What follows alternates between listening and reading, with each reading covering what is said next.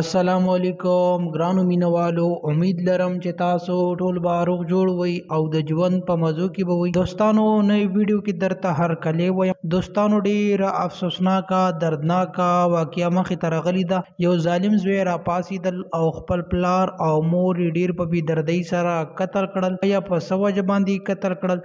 دوستانو تاسو د یوسف جان سره د زوی خبرې واورئ چې آیا دا یوسف جان ته څه وایي.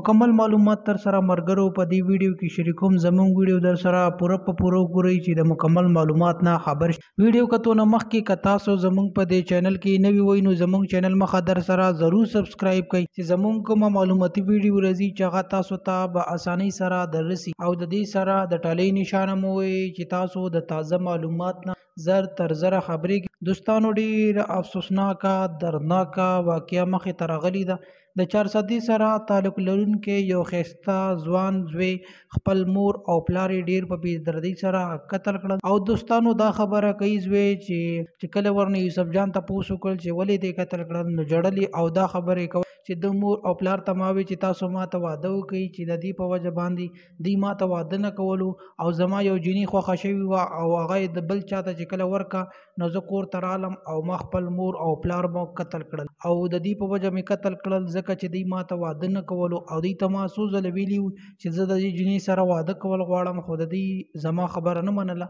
د دې په وجه باندې ما خپل مور او پلار قتل کړل. دوستانو ډېر غټ ظلم او زیاتی کړی دی ځکه چې خپل مور او پلار د یو جینۍ په سر باندې قتل کړي دي. یقینا چې ډېر غټ ظلم او زیاتی کړی دی او اوس ښه پیمانه شوی دی خو چونکې چې یو کار سړی وکړي نو بیا د هغې نه کله واپس راتلل. دوستانو امید لرم چې تاسو به زموږ ویډیو ضرور خوښ شي. نورو معلوماتي ویډیوګانو لپاره زموږ د چینل مخه در سره ضرور سبسکرایب کړئ. ډېره مننه، شکریه.